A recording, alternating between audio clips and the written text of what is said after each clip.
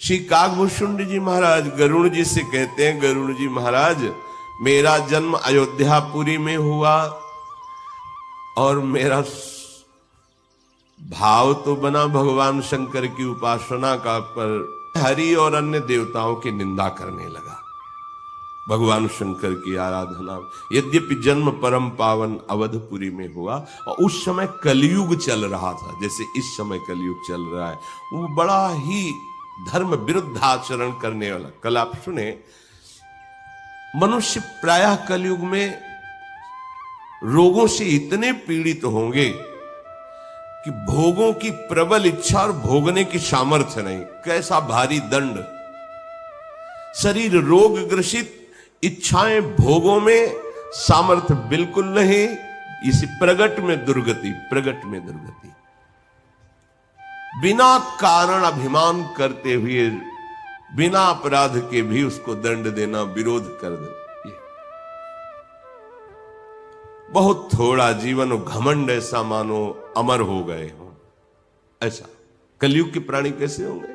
शरीर रोग ग्रसित, भोग वासनाओं की धूम मची हुई अंदर से, और भोगने की जो प्रबल इच्छा है और सामर्थ्य नहीं है, जल रहा है बैठे बैठे। अभिमान इतना कि साक्षात मैं ही काल हूं, सबको दंड दूंगा। जरा सी बात पे लड़ जाना, पीट देना, हिंसा कर देना। आप आश्चर्य मानेंगे,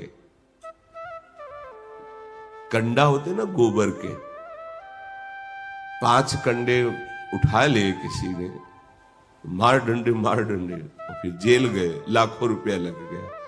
5 कंडे की कीमत क्या थी? अरे भाई कोई गरीब आदमी 5 कंडे उठा लिए, रोटी बनाएगा जाके, खाएगा जाके, क्या परेशानी हो गई? अभिमान, सोच, ये कलिकाल मलिन कर देता है। आयु बहुत कम, अभिमान ऐसा मानो कल्पांत में इनका नाश नहीं होगा। कलिकाल ने ऐसा बेहाल कर डाला, कलिकाल बिहाल किए मनुजा, नहीं मानत को अनुजा तनुजा, नहीं तोष विचार न शीतलता, सब जाति कुजाति भय मंगता, ईर्षा पुरुषाक्षर लोलुपता, भरी पूरी रही समता विगता, सब लोग वियोग विशोक है, वर्णाश्रम धर्म आचार गए। हे गरुड़ जी, जब कलिकाल का स्वरूप बढ़ा तो जो नहीं होना चाहिए वो हो गया, बेहाल कर दिया मनुष्य को। पिता अपनी पुत्री को भी, भाई अपनी बहन को भी, ये सब भेद मिट गया। इतनी बुद्धि भ्रष्ट हो गई कि जिनका पोषण करना चाहिए उनका शोषण करने लगे। अब कहां जाए, भाग के कहां जाए? जो रक्षा करने वाले वही शोषण करने लगे। कलिकाल ने ऐसी बुद्धि भ्रष्ट कर दी। ये जो लिखा है तो कुछ कुछ सुनने को मिलने लगा। अभी तो 5000 वर्ष के कुछ ऊपर ही वर्ष हुए हैं। 4,32,000 वर्ष की आयु है कलयुग की। थोड़ा और उठ के चलने दो। अभी तो ऐसा मान लो 4,32,000 में कि घुटने के बल ही चल रहा है। थोड़ा खड़ा होकर के चलने लायक हो, फिर देखो इसका और आतंक। कलिकाल बिहाल के मनुजा, नहीं मानत को अनुजा तनुजा। ये बेटी है, ये बहन है, इसकी रक्षा करना हमारा कर्तव्य है, हमारा धर्म है। ऐसा कुछ नहीं रहेगा। किसी में संतोष नहीं दिखाई देगा, विवेक नहीं दिखाई देगा, हृदय में शीतलता नहीं होगी। कौन क्या कुछ नहीं, बस सबके हृदय में ईर्ष्या बढ़ेगी। बोलने में कड़ुआ वचन ज्यादा प्रिय लगेगा बोलने में। सब कार्यों में प्रधानता लालच की होगी अंदर से। क्षमता कहां गई पता नहीं चलेगा। सब लोग शोक और संकट ग्रस्त रहेंगे, अशांति, भारी अशांति, वर्णाश्रम धर्म का आचरण नष्ट हो जाएगा। अपने समय की बात जब कलयुग में प्रकट हुई, काकभूषण जी गरुण जी को कह रहे हैं, कोई भी इंद्रियों का दमन नहीं करना चाहेगा। आज ये खाना है, अब विचार तो करो खाने योग्य है कि नहीं, नहीं तो फिर नहीं खाना, उपवास कर लेंगे, अभक्ष्य पदार्थ थोड़ी खाएंगे। जिन रसोई में, जिन पात्रों में मांस रांधा गया, उसमें चाहे आप बिल्कुल खीर, पूड़ी, कचौड़ी, रोटी, सब्जी सात्विक बनाएं तो भी वो अभक्ष्य पदार्थ के समान ही आपकी बुद्धि को भ्रष्ट कर देगा। चाहे वो रिश्ते नातेदार की रसोई हो, चाहे वो किसी भोजनालय की रसोई हो, जिसमें मांस रांधा गया उस रसोई का अन्न यदि खाओगे तो आपकी बुद्धि भ्रष्ट हो जाएगी। सात्विक आहार जब नहीं तो बुद्धि का विचार सात्विक कैसे हो सकता है? तो कोई इंद्रियों का दमन करे, कोई दूसरों को अपने कमाए हुए धन से सुख पहुंचाना, जैसे बीमार पड़ा हुआ कोई सेवा करने वाला नहीं, करो, भगवान प्रसन्न हो जाएंगे, 1 का लाख देंगे, मान लेना हमारी बात। लोग कहते हैं कि मैं कैसे धनी बन जाऊं, कि हम उपाय बताते हैं आपको। अगर आप किसी भी अनाथ, गरीब, असहाय, चाहे वो पशु, पक्षी, मनुष्य कोई भी हो, आप इसकी सेवा का व्रत ईमानदारी से ले लीजिए, गौ सेवा, साधु सेवा, ऐसे जन जिनको, तो आप देख लीजिए आपका धन कैसे बढ़ता है। पर 2 दिन में ना देखिएगा, दीर्घ काल तक कीजिए और आप ऐसे धनी बन जाएंगे कि आप तृप्त हो जाएंगे। आपका हृदय कहेगा कि अब कछुनाथ न चाहे मोरे, लौकिक पारलौकिक सब सुख मिल जाएंगे। पर दिशा हमारी गलत हो गई। धनी बनना चाहते हैं लेकिन दूसरों को लूट के, दूसरों को दुख पहुंचा के, दूसरों की हिंसा करके, ये कोई धन कमाने का, सुखी होने का तरीका है? दूसरे के पुत्र का अपहरण कर लिया, अपने पुत्र को सुख पहुंचाने के लिए धन चाहिए, अपने मन को, अपने तन को सुख पहुंच, सर्वनाश हो जाएगा। समय का इंतजार करो। बार बार कह रहे हैं कि हमारे मालिक का बहुत बड़ा ऑफिस है, इसमें थोड़ा रजिस्टर मुकदमा लंबा चलता है, और जिस दिन फाइनल पे आएगा तो फिर ब्रह्मा भी नहीं बचा सकते तुमको। इसीलिए कुछ अज्ञानी जन जैसे पापाचरण कर रहे हैं, अपराध कर रहे हैं, तो कुछ परिणाम तो समझ में आ नहीं रहा तत्काल। उनको लगा कुछ नहीं हुआ ना, कुछ नहीं हुआ, वो हिसाब बढ़ रहा है मैं ब्याज सहित। और जिस दिन लागू होगा, तो जैसे सालों से जेल में बंद है, फिर 10 दिन पहले सूचना हुई कि सुनो 10 तारीख को 12 बजे तुम्हें फांसी दी जाएगी। अब हर मिनट फांसी लग रही उसकी, हर मिनट। उसको पता नहीं था, पर जब फाइनल आया कि 10 दिन बाद तुम्हें इतने बजे फांसी दी जाएगी, और हर मिनट फांसी लग रही उसको। फांसी का कष्ट तो एक बार, लेकिन उतने समय में उसको जो कष्ट हो रहा है, ये तो हुआ यहां का कानून। लेकिन पूरा हिसाब नहीं हुआ, पूरा हिसाब होगा बड़ी ऑफिस में, वहां से फाइनल। इसको भी काटा जाएगा कि आप इतने वहां भोग चुके, अब आइए यहां पवित्र होइए। बहुत सावधान, ये मत सोचो कोई तुम्हें देख नहीं रहा है, कलिकाल है, सब चलेगा, नहीं चलेगा। समय आने दो, समय, फिर तुम देखना, काल बहुत बलवान है। इसलिए ऐसा विचार मत करो तुम कि कोई दंडदाता नहीं, अरे कुछ नहीं, सब नाटक है, ऐसा मत मानो। क्योंकि जब आपको परिणाम आएगा, तब आप भले पवित्र आचरण करने वाले हो, उस समय क्षमा नहीं होगा, ध्यान रखना। तभी अपने लोग देख नहीं पाते, तो लगता है ये बेचारा अभी तो बच्चा ही था, ऐसा कौन सा इसने पाप किया, भगवान के यहां न्याय नहीं है, ऐसा बोलने लगते हैं। तुम तो देख रहे हो बच्चा, लेकिन वो तो देख रहे ना कि बहुत पुरातन है, पोशाक नहीं पहरा दी है, लेकिन अब आ गया है समय उसको दंड देने। तो शुरू हो गया दंड विधान। अब चाहे गर्भस्थ हो, चाहे बाहर हो, चाहे जवान हो, चाहे बूढ़ा हो, जिस समय हमारे भागवती कानून के हिसाब से दंड प्रारंभ होगा, तो कोई औषधि काम नहीं करेगी, सामने से कोई अनुष्ठान काम नहीं करेगा। हाँ, उससे बड़ा अनुष्ठान हो जाए तो भले उस प्रारब्ध को रोक दे। इंद्रियों का दमन करने की बात नहीं, मान मानी आचरण, न शास्त्र का शासन, न भगवान का भय, न धर्म का भय, बस इंद्रियों को दुलार करना। हम धनी बनना चाहें, सच्ची बात कहते हैं, लौकिक पारलौकिक दोनों धन, यही परलोक सकल सुख पावत, मेरी सुभैया कृष्ण गुण संचु। राधा राधा बोलते हुए दूसरों को सुख पहुंचाने के बाद पक्का पक्का आप हर तरह से सुखी हो जाएंगे, पर मानने के लिए तैयार नहीं ना।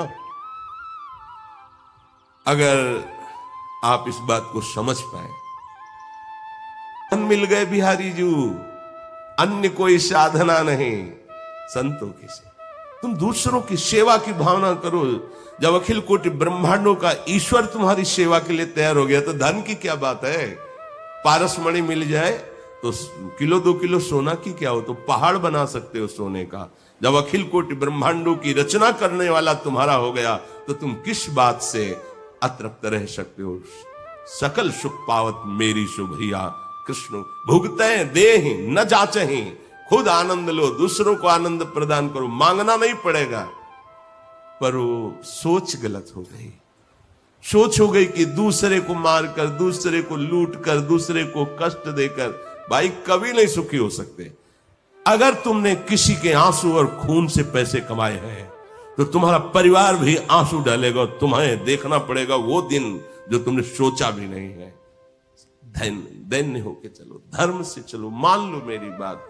खंडहर हो गए बड़े बड़े चक्रवर्ती सम्राटों के, जहां जय जयकार गूंजती थी वहां कबूतर हकते हैं। ये संसार परिवर्तनशील है, तुम केवल आए हो सत्कर्म करने के लिए, भगवत प्राप्ति के लिए, चूक मत करो। कागभूषण जी कहते हैं मूर्खता बढ़ती चली जाएगी कलयुग में, दूसरों को ठगना यही स्वभाव रह जाए। इस कलयुग में प्रायः शरीर पोषण और शरीर संभालना ही साधना रह जाएगी। देख लो कागभूषण जी के, जो पराई निंदा करने में सुख मिलेगा वो किसी और साधन में नहीं। जहां बैठे 4 लोग बस शुरू निंदा, किसी एक का गुण वर्णन करके फिर 50 की निंदा कर देना, सब गया तुम्हारा साला सुकृत नष्ट हो गया। पर निंदा के किए आवत नहीं कछु हाथ, मूर्ख पर्वत पाप को ले चल। बहुत सूक्ष्म निंदा है महाराज। ये आती स्वर्ग में बहुत काल तक, एक दिन देव सभा में ये हुआ कि इनके पुण्य ही नहीं नष्ट हो रहे, बड़े सुकृतवान है। वहां एक माला पहनाई जाती है, जैसे जैसे सुकृत नष्ट होते हैं वैसे वैसे माला तेजहीन होती हुई मुरझाती है। बस जहां कुम्हलाई तहां समझ में आया अब ये भ्रष्ट होने वाला है, स्वर्ग से गिरा दिया जाएगा। भारी शोक उसको, वो विमान छिन जाएगा, अप्सरा छिन जाएगी, सुख सुविधाएं नष्ट हो जाएंगी। उनका माला कुम्हलाता ही नहीं था। सभा में बैठाल करके एक दिन पूछा गया, ये देवताओं की चाल थी और वो समझ नहीं पाए कि आप जैसा पुण्यात्मा तो हमने अभी तक नहीं देखा। इतना समय हो गया स्वर्ग में भोगों को भोगते हुए, पर आपकी माला कुम्हलाई ही नहीं, और अभी पुण्य तो आपने कौन सा ऐसी साधना की। बस शब्द निकल गया अहंकार युक्त। हमने ऐसा दान किया, ऐसा तप किया कि ऐसा कोई नहीं किया होगा। जो ही ये शब्द निकला तो सावधान, पूरे ऋषि मुनियों का अपमान कर दिया, तुम्हारे सारे सुख नष्ट हो गए, इसी समय स्वर्ग से भ्रष्ट हो जाओ। सर के बल गिरने लगे।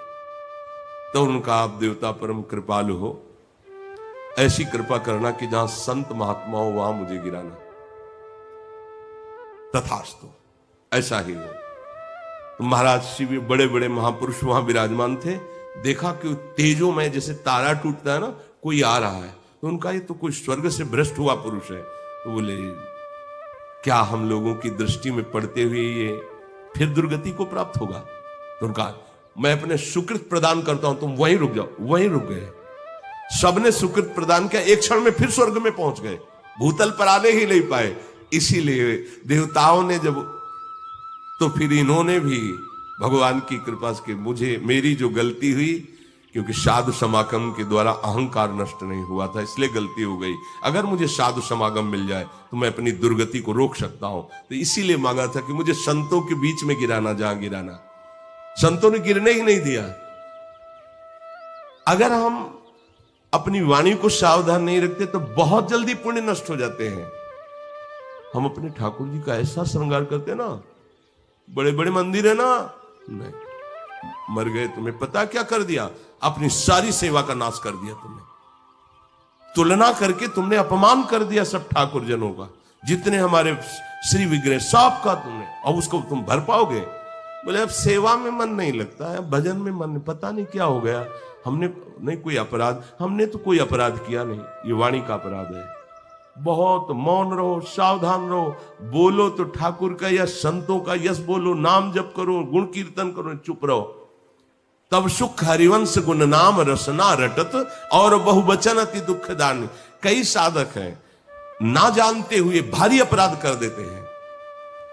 हाँ, हम अपने गुरु की महिमा गान करेंगे, लेकिन अगर तुलनात्मक शब्द में हम बोल दिए तो हमारे गुरु ही सब रूपों में अखंड मंडलाकारम व्याप्तम चराचरम, ये बात ना जान करके तुमने निंदा कर दी, अपमान कर दिया अपने ही गुरु का। गए आप अपनी निष्ठा से गए, इनके जैसा नहीं नहीं नहीं, यही सब रूपों में है, इनके जैसा नहीं, यही सब रूपों में है। अगर किसी की भी तुलना, बस गए आप, समझो, इस बात को पकड़ लो। प्रार्थना है वाणी को बहुत होश में, कहीं किसी से तुलना करके किसी को निम्न नीच या ऐसा साबित कर दिया तो आपकी अपने इष्ट और गुरु से निष्ठा टूट जाएगी। देख लेना, कहीं भी अपराध करो, दोष आपके गुरु पर जाएगा। बहुत होश में, ये परमार्थ है। यहां ना चाहते हुए भी अपराध बन जाता है। कैसे? ऐसे वाणी से। यहां तो ऐसा तो विश्व में कहीं नहीं। तुम क्या जानो कितने हृदयों में विश्व में क्या हो रहा है। भगवान को कितने प्यार करने वाले महात्मा है, ऐसे ऐसे महात्मा भगवान अधीन हुए सेवा में लगे। कोई जान पाया? ठाकुर जी वर्षों सेवा में रहे एकनाथ जी के, शिखंडिया के रूप में। जब भगवान ने जनाया तब जान पाए ना एकनाथ जी जान पाए, ना कोई जान पाया। ऐसे ऐसे महापुरुष जिनकी सेवा में भगवान लगे हुए हैं, रूप बदल करके। अपने लोग एक शब्द में महाराज की सब संतों की निंदा कर देते हैं। ऐसे नहीं, बहुत सावधान, बहुत सावधान। पर निंदक जे जग मोह बगरे, दूसरों की निंदा करने वाले बहुत मिलेंगे। सावधान।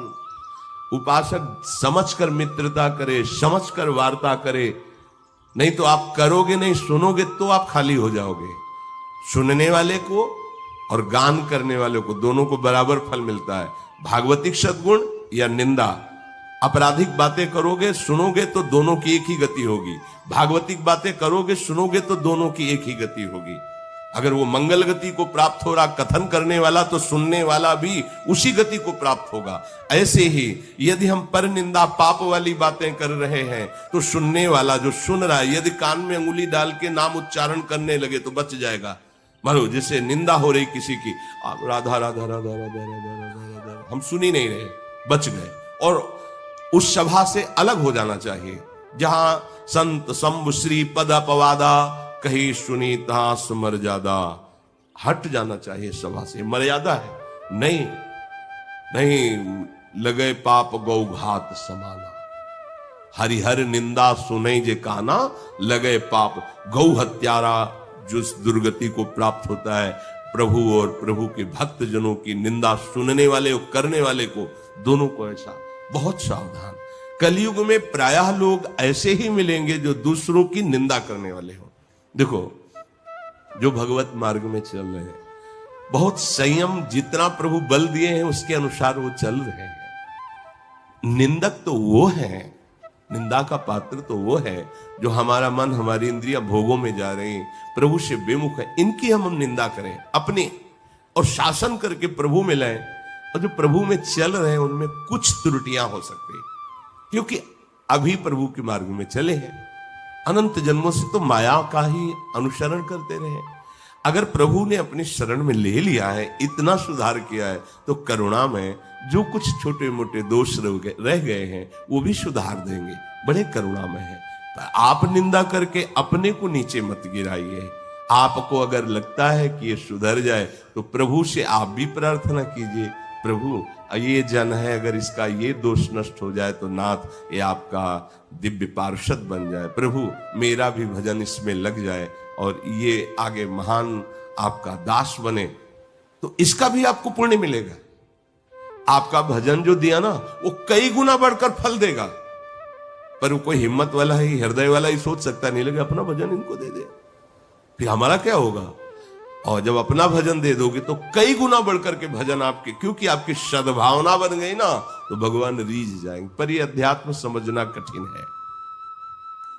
हे सर्पों के शत्रु गरुण जी, क्या हम आपसे कहें, कलयुग में मनुष्य शरीर प्राप्त करके लोग पाप ही इकट्ठा करने लगते हैं, अवगुण ही अवगुण करने लगते हैं।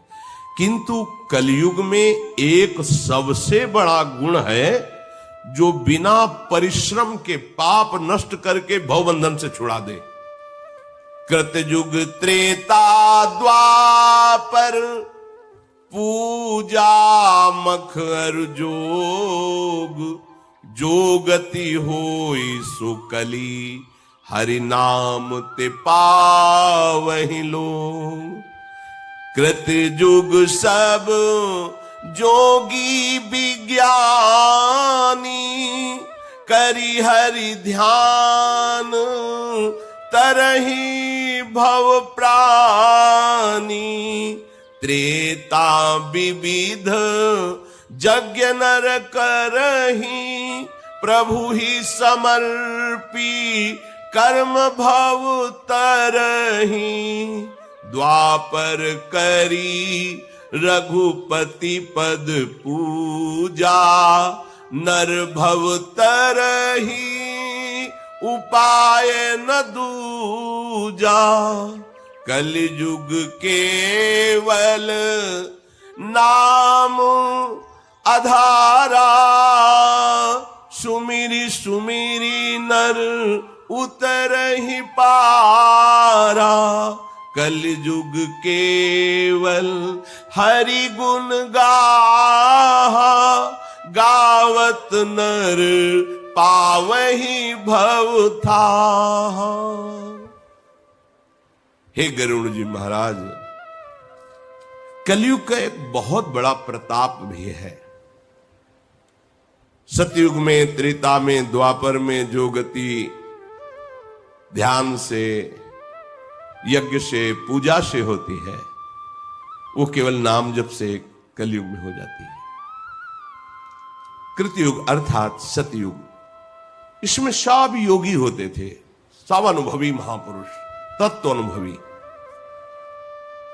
इसलिए वो निरंतर स्वरूप ध्यान में मगन होकर जीवन मुक्त हो जाते थे। त्रेता में विविध प्रकार के भगवान की यज्ञों का यजन करके नारायण हरि को प्राप्त करना, प्रायः सब भवसागर से पार होते थे। द्वापर में पूजा का विस्तार करके भगवान की आठों पहर पूजा में लगे रहना। पर कलयुग में तो केवल एक ही उपाय है, भगवान के गुणों का गान करते हुए उनका नाम जप करते हैं। निरंतर नाम जप तो भव समुद्र से पार। कलयुग में ना तो योग सफल हो सकता है, ना यज्ञ सफल हो सकता है, ना ब्रह्म ज्ञान, क्योंकि जो चाहिए वो सब लुटता चला जा रहा है। आहार की पवित्रता, व्यवहार की पवित्रता, ये सब नष्ट होती चली जा रही है। अगर शरीर को साधन में लगाना है तो थोड़ा स्वस्थता भी चाहिए, आहार पवित्रता भी चाहिए। अब high blood pressure, low blood pressure, sugar इतनी, ये अब उसको चाहिए, दवाइयां चाहिए। दवाइयां खाएगा तो योग कितना कर पाएगा? क्या योग, क्या उससे साधन बनेगा? जिस ज्ञान के लिए हम ब्रह्म पदवी में स्थित होने के लिए साधना करते हैं, वो बल ही नहीं रह गया। सात्विक वृत्ति के द्वारा इंद्रिय और मन का दमन करके राग रहित तीनों शरीरों से हो जाना। पता ही नहीं तीन शरीर कौन है, अनुभव ही नहीं। तो ब्रह्म ज्ञान, ब्रह्म बोध बड़ा मुश्किल है। क्योंकि पवित्र आहार संयम इसका अभाव है। छोटे छोटे बालकों में दूषित भावनाएं आ गई हैं, कैसे आसन पे बैठ पाएंगे जब ब्रह्मचर्य ही नहीं है, नींव ही खराब हो गई तो साधना क्या योग की होगी।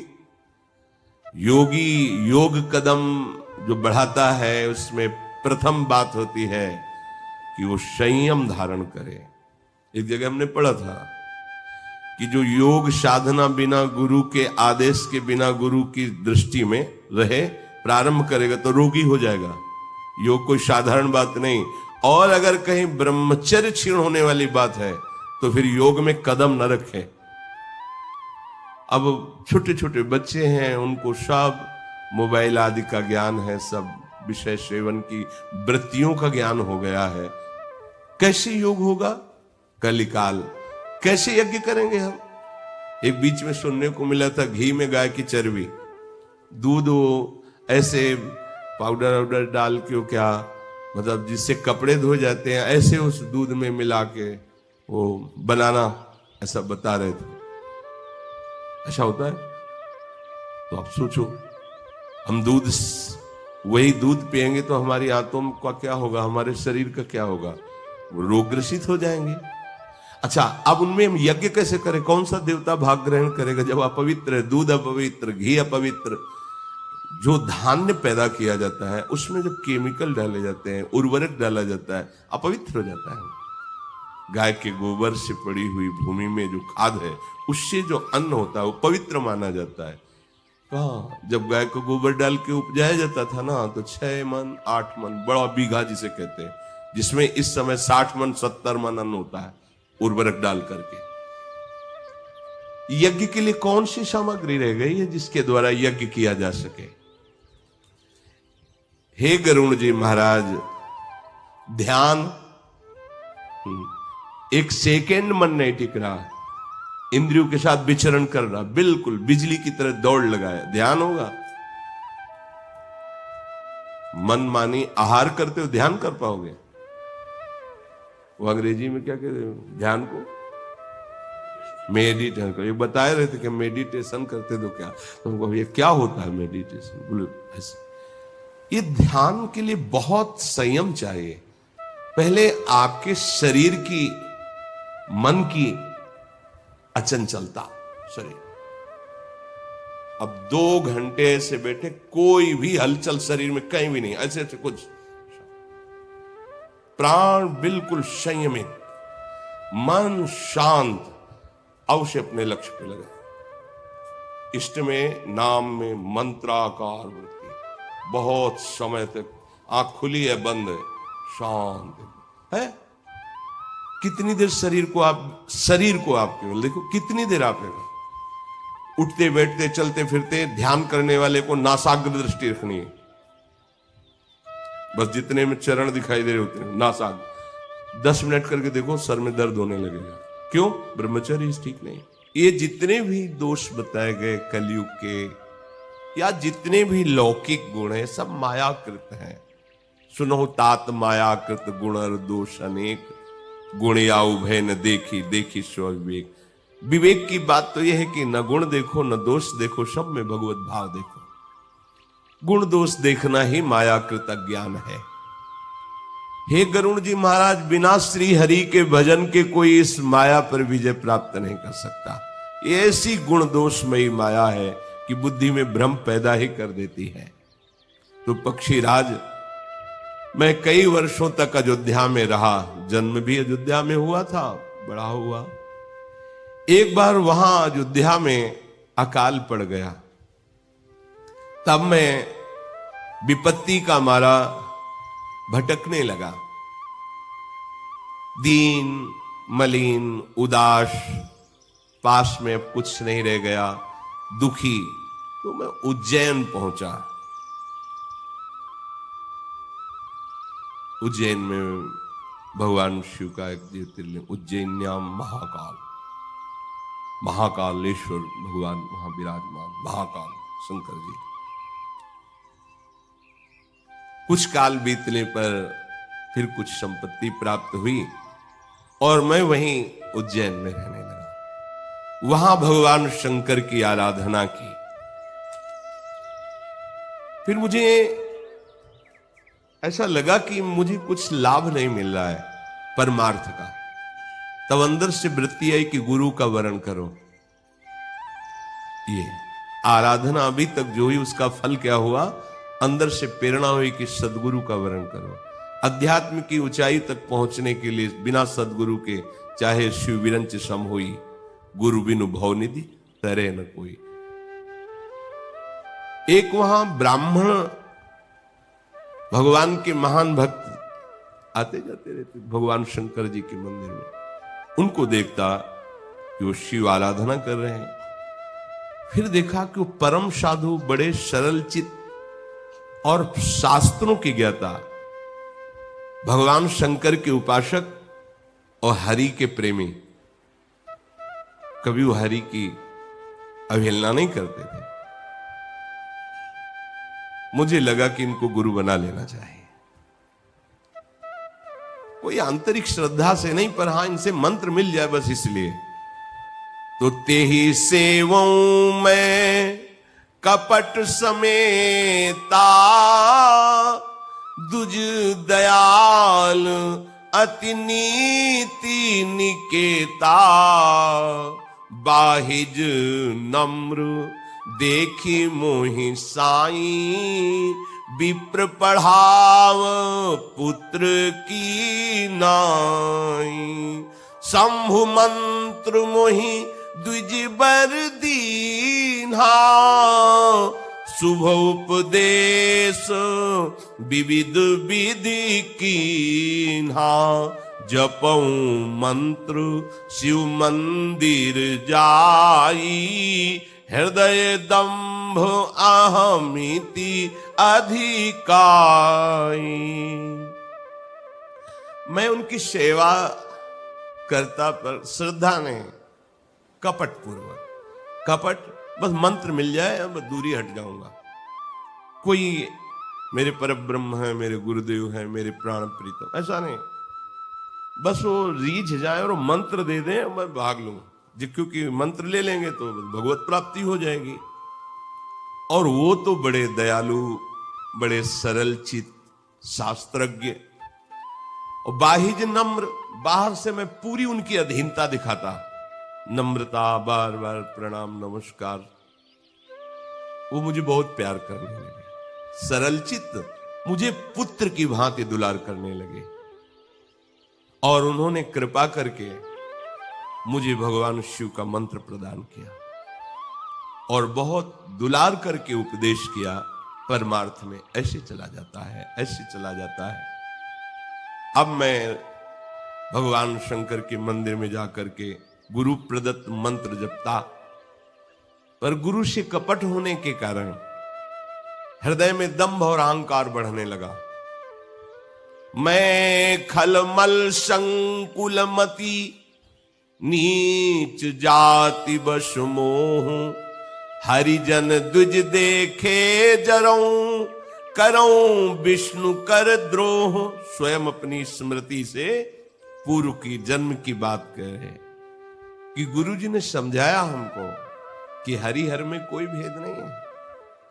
ये भगवान की लीला कर रहे हैं, एक ही है। दुष्ट बुद्धि का, नीच स्वभाव का, मलिन बुद्धि वाला, जहां किसी वैष्णव को देखता उसकी अवहेलना, अपमान, निंदा करना स्वभाव बन गया था।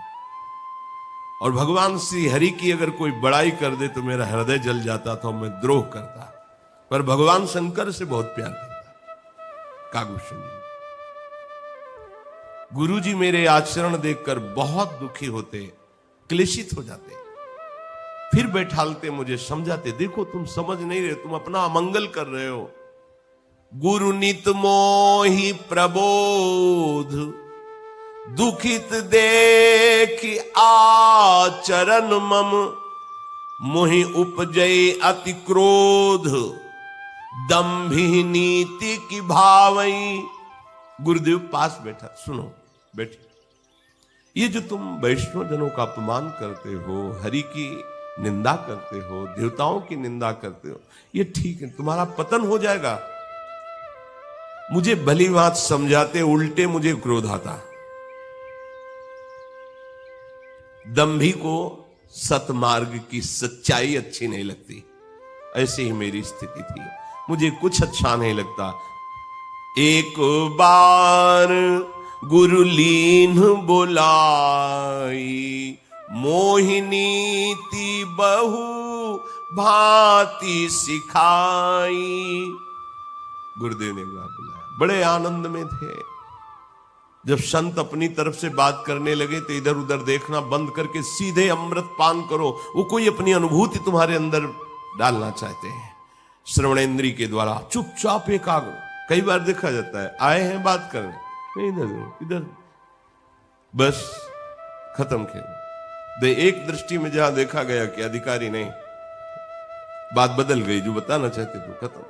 एकदम चातक की भांति उनके मुखारविंद की तरफ दैन्य, एकदम चाहे नगाड़ा बजे उधर दृष्टि नहीं जानी चाहिए, एकदम जी जी ऐसे। पर वो जब वो पिपाशा नहीं होती तो बात नहीं देखा। बात करते हैं आकर अध्यात्म की ऊंचाई का प्रश्न, और स्थिति एक क्षण भी एक जगह टिकने की नहीं है। न नेत्र टिक रहे हैं, न मन टिक रहा है, बार बार। क्या अध्यात्म। गुरु नित मुझे दुलार तो करते थे, पर एक दिन बहुत प्यार से बुलाया और बैठाल कर कहा, बेटा तू मेरी बात समझ जा। शिव सेवा कर फल सुत सोई, अविरल भगति राम पद होई। राम ही भजहि तात शिव धाता, नर पावर के केतिक बाता। जासु चरण अज शिव अनुरागी, तासु द्रोह सुख चहसी अभागी। बहुत दुलार करते हुए कहा कि मैं तुम्हें परमार्थ की सूक्ष्मता का वर्णन कर रहा हूं। भगवान शंकर की आराधना का फल है कि भगवान श्री हरि के चरणों में अगाध प्रेम प्राप्त हो जाए। जब भगवान शिव किसी पर प्रसन्न होते हैं तो श्यामा श्याम की भक्ति प्रदान करते हैं। भगवान श्री हरि के जो और भी अवतार हैं, भगवान शिव की कृपा के बिना जा पर कृपा न करहि पुरारी, सो न पाओ मुनि भगति हमारी। शिव सेवा का ये फल प्रकट होता है कि भगवान श्री हरि के चरणों की प्रेम लक्षणा भक्ति हृदय में जागृत होती है। तात अर्थात बेटा तुम तो मनुष्य शरीर में हो। भगवान ब्रह्मा जी बड़े बड़े लोकपाल जिनकी चरण रज पाने की लालसा करते हैं, तुम उन प्रभु से द्रोह करने की बात सोचते हो। अरे अभागे, भगवान शिव जिनके चरण धोवन गंगा जी को माथे पे धारण किए हुए हैं, तू उन श्री हरि से द्रोह करता। जब गुरु जी ने शिव जी को हरि का सेवक कहा, बस मेरा हृदय जल उठा। जैसे सांप को दूध पिलाए तो जहर ही बन जाता है, ऐसे कपटी और अधम स्वभाव वाले को मूर्ख हृदय न चेत, चाहे गुरु मिले बिरंच सम। उसको जितना समझाओगे वो ये नहीं समझ रहे मां जैसा इनका हृदय, वो ये समझ रहे मेरे में कुछ है ना। तेरे में हाँ है, तो तेरे में मेरे प्रभु विराजमान है, तू यही जान जा, बस इसीलिए तेरे को प्यार करते हैं। वो देहाभिमानी जीव नहीं समझ पाता। हे गरुड़ जी महाराज, बड़ी मेरी दुर्दशा थी हृदय की। मैंने ऐसे कृपालु गुरुदेव से अभिमान किया, कुटिलता, दुर्भाग्य तो देखो, मैं अपने गुरुजी से द्रोह करने लगा। गुरुद्रोही सबसे बड़ा पाप। वैष्णव द्रोह, चराचर का द्रोह, ये सब बड़े पापों के अंतर्गत है। जो नर होए चराचर द्रोही, वैष्णव द्रोही, और सबके ऊपर लिखा है गुरुद्रोही न। ये गुरु तेन बचन मानत गुरुद्रोही, निस्दिन करता अपनो भायो, तो इत व्यवहार न उत परमारथ, कहीं तुझे चैन नहीं मिल से। गुरुद्रोही को न इस लोक में चैन मिलता है न परलोक में चैन मिलता है। वो अत्यंत दयालु थे, मेरे द्रोह करने पर भी न प्रणाम न नमस्कार, रुक जाते, सुनो ऐसा ठीक नहीं है, आप अपने को संभाल लीजिए, सुधार लीजिए। वो उत्तम ज्ञान की शिक्षा देते, पर मैं नीच, अब वो बात सोच करके ना हो रही कि ऐसे कृपालु गुरुदेव से मैं उनकी अवमानना करता, उनका अपमान करता।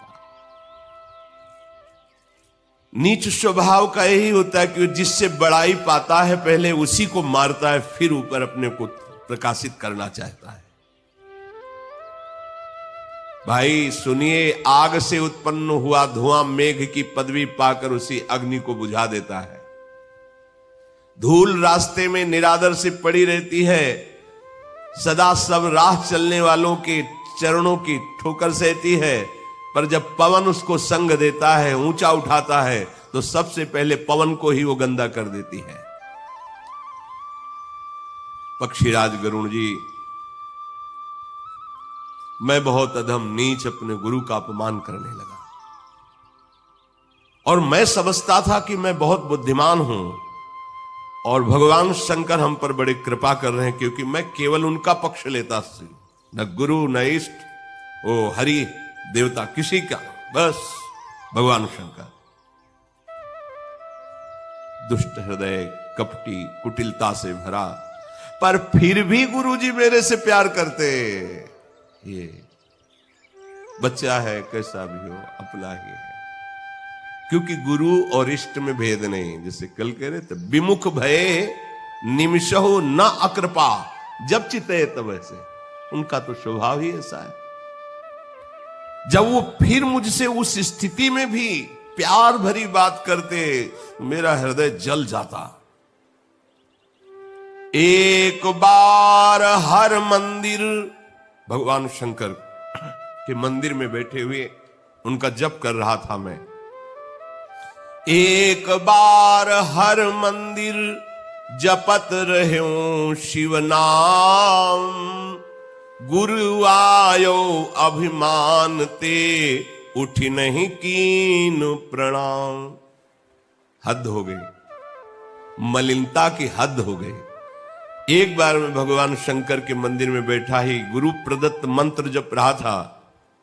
देखो क्यों मंत्र भी जप चल रहा है, क्योंकि गुरुजी क्रोध नहीं माने, गुरुजी ऋष्य नहीं माने, इसलिए मंत्र चल रहा है। कितने कृपालु है। मैंने देखा कि गुरुजी आ रहे हैं, न मैं उठकर खड़ा हुआ न उनको प्रणाम किया, मंत्र जप रहा। वो देखकर मुस्कुरा दिए। गजब की, इनकी गजब की द्रोह वृत्ति और उनकी गजब की क्षमा वृत्ति, महामहिम। मुस्कुरा दिया, कोई बात, बैठो। सो दयालु नहीं कहो कछु, उर न रोष लवलेस, अति अग गुरु अपमानता, सही नहीं सके महेश।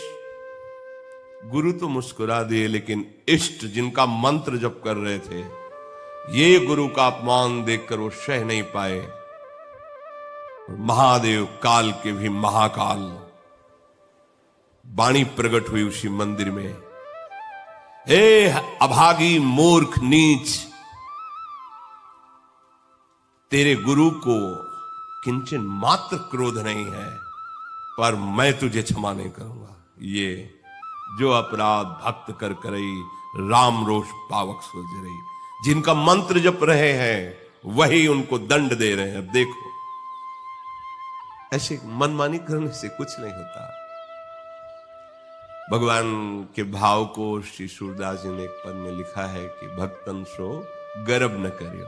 उस पद में लिखा है कि भगवान कह रहे कि जो मेरा नाम जप करे और भक्तों से गर्व करे, अभिमान करे, अपराध करे तो नरक जाएगा। कैसे? कोई मेरे चरणों को पूजे और गले को छुरी से काटे तो कैसा रहेगा? ऐसे ही मेरा नाम जप करे, मेरे भक्तों का अपराध करे, मेरे भक्तों की निंदा करे। मंदिर मांझ भई नभबानी, रेहत भाग्य अज्ञ अभिमानी। यद्यपि तव गुरु के नहीं क्रोधा, अति कृपालु चित सम्यक बोधा। तदपि साप सठ देहो तो ही, नीति विरोध सुहाय न मोही। जो नहीं दंड करो खल तोरा, भ्रष्ट होई श्रुति मार्ग मोरा। जे सठ गुरु सन ईर्षा करही, रो रो नरक कोटि जुग परही। त्रिजग जोनि पुनि धरही शरीरा, अयुत जन्म भरी पावहि पीरा। बैठी रहसी अजगर इउ पापी, सर्प होहि खल मलमति व्यापी। महाबिटप कोटर महु जाई, रहु अधमाधम अधगति पाई। हाहाकार कीन गुरु, धन्य है। दारुण सुन शिव साप, कंपित मोहि बिलो की अति उपजाउर परिताप। करि दंडवत सप्रेम गुरु, शिव सन्मुख कर जोरी। विनय करत गद गद स्वर, समुझि घोर गति मोर। मंदिर में आकाशवाणी हुई, अरे हतभाग्य मूर्ख अभिमानी नीच, तेरे गुरुदेव को तेरे पर क्रोध नहीं आया, क्योंकि वो अत्यंत कृपालु चित्त है और उन्हें सम्यक तत्व का बोध है, इसलिए उन्हें क्रोध नहीं आया। पर मूर्ख, मैं तुझे दंड दूंगा, तुझे शाप दूंगा, क्योंकि तूने धर्म का विरोध, नीति का विरोध किया। गुरुदेव आए, उठ के खड़ा नहीं हुआ, प्रणाम नहीं किया। अरे दुष्ट, मैं तुझे दंड ना दूं तो मेरा वेद मार्ग ही भ्रष्ट हो जाएगा। जो मूर्ख शिष्य गुरु से ईर्ष्या करता है, वो करोड़ों युगों तक रौरव नरक में पड़ता है और वहां से फिर निकालकर तिर्यक योनियों में भेजा जाता है। 10,000 जन्मों तक महान दुख भोगता रहता है।